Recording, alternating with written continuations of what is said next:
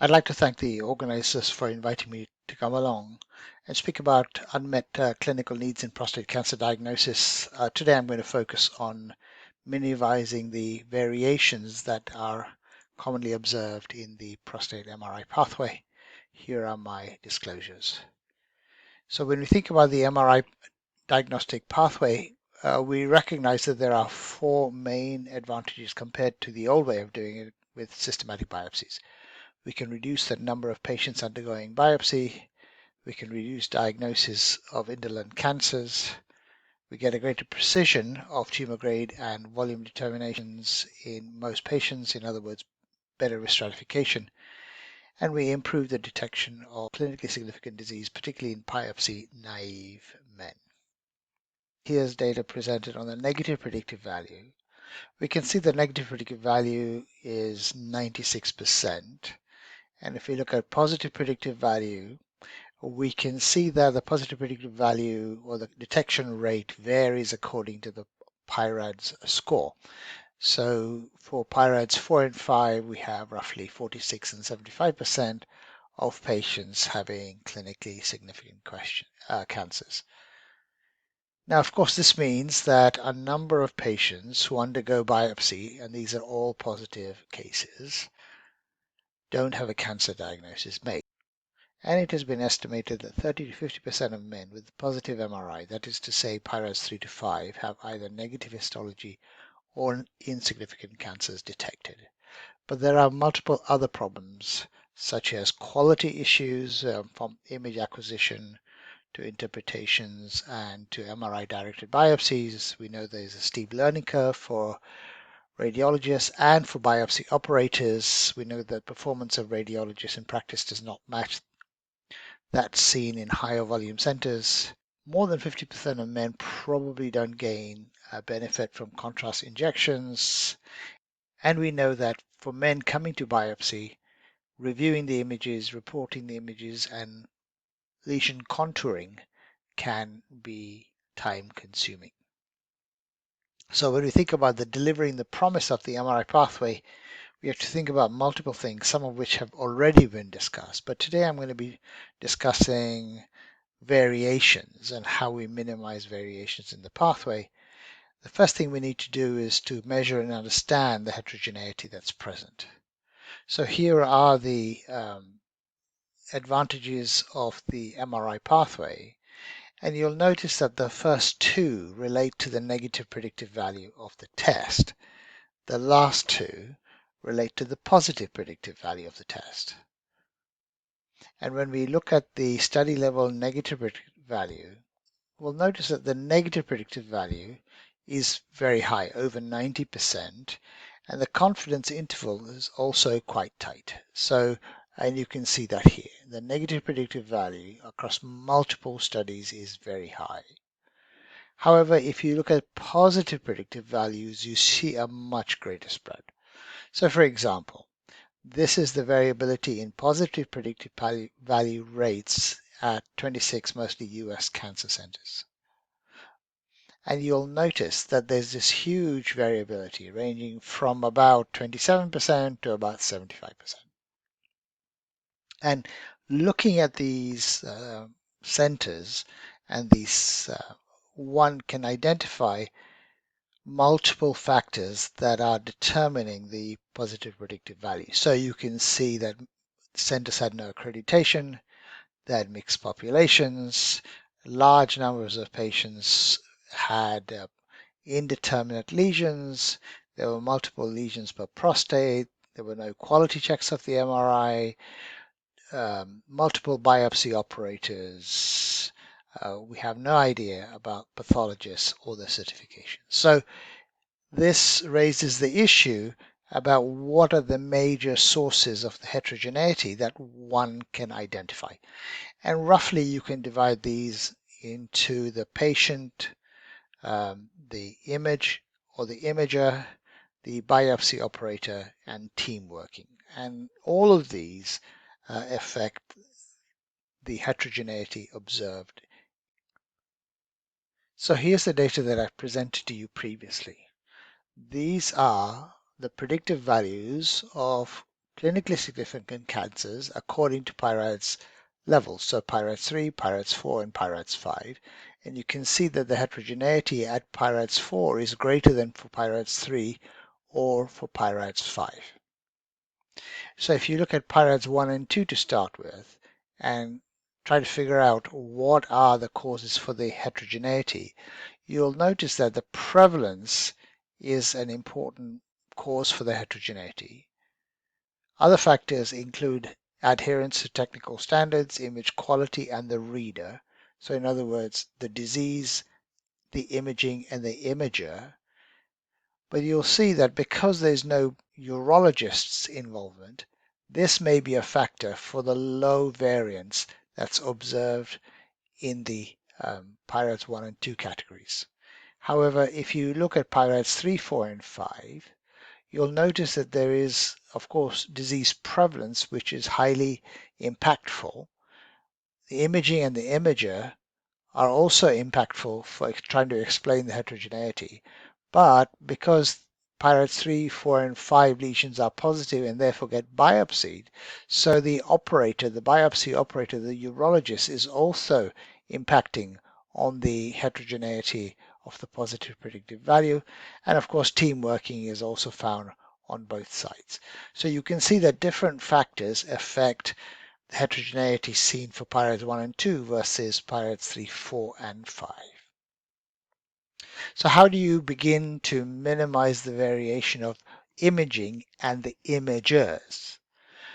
Well, this paper was recently published that talked about this and essentially made three recommendations.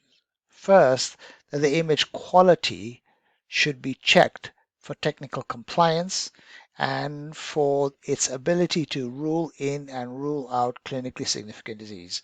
And number two, that the education and the training of radiologists was an important factor to try to minimize variation. And number three, it was important for the performance of radiologists to be assessed on a regular basis, and they should participate within multidisciplinary team meetings. The emphasis on education and training and performance means that certification for radiologists is on its way. Indeed, in the UK, we have made some strides at certification, identifying 3 levels of certification for radiologists. We hope that these recommendations will be published shortly. A key way in the future to minimize variations between readers is to employ artificial intelligence technologies such as this development from Siemens, which will be available shortly. Finally, I'd like to talk to you about multidisciplinary working. There's no doubt that working within multidisciplinary teams improves the efficiency of the referral pathway. It reduces variations in diagnostic yields and in treatment allocations, and it improves adherence to guidelines. We also know that multidisciplinary teams working also improves the confidence of patients and payers, and it's going to be integral to the accreditation process. I wanted to show you some data about how effective working within teams can be very effective. So the RAPID study is centered around 3 hospitals in the west and the southwest of London, where they perform rapid MRI scans and rapid biopsies on the same day. If you look at the data produced as of April 2000, 1,719 men have been referred, and look at the mean time between GP referral and the biopsy, just 9 days. 49% of men avoided a biopsy because of a negative MRI, and look at the urosepsis rate, just 0.1%. What is quite fascinating is how close these centers are in their ability to diagnose clinically significant cancers within the different PIRADS categories. So here are the 3 centers for PIRADS 3 with an elevated PSA density. Here is PIRADS 5. You can see there's some variation between PIRADS 4 categories, as you might imagine. Which means that we really now need to be thinking about accreditation as well as of certification. Remember, certification is about the radiologists. Accreditation is about prostate cancer diagnostic units. So looking at this as a whole, we need to think about defining the major sources of variability, and I've just laid down a list here of the major sources of variability. We need to think about how to measure the variability within centers and between centers, and here are some things we could measure, and then we can start to put together some performance measures for the imagers, for the urologists, and for the pathologists, and then some performance indicators for the diagnostic units and their effectiveness also. We know that high-performing multidisciplinary teams will be essential if we are going to achieve the ultimate goal of promoting precision diagnosis.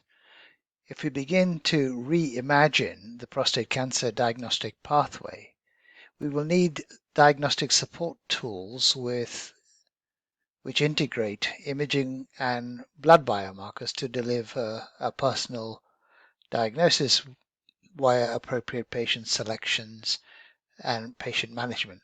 So if you can imagine this man who has intermediate risk of prostate cancer, you can see in the first step there needs to be a decision on the need for a multiparametric MRI approach compared to an approach, for example, without IV contrast. If there is an indeterminate result, the need for biopsy will require integration of clinical factors and clinical care priorities. For a man seeking to minimize over-testing, contrast medium may be omitted, and a targeted biopsy alone is performed if targets are identified on an MRI. Similarly, we can identify several other clinical scenarios in this scheme.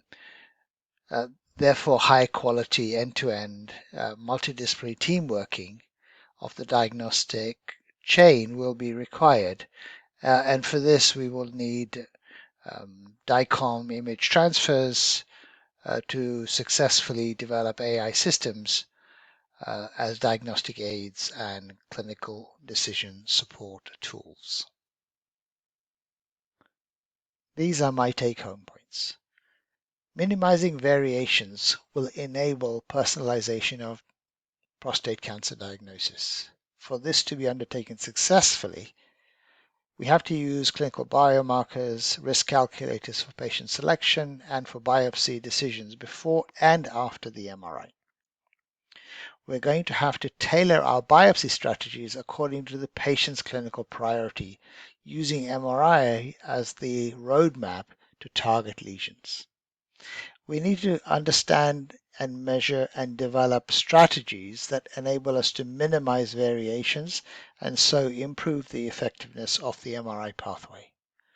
We need to assure the end-to-end quality of the diagnostic chain, and this can only work with robust team working. And finally, we will need validated clinical decision support tools to facilitate diagnosis and therefore to aid in therapy decisions.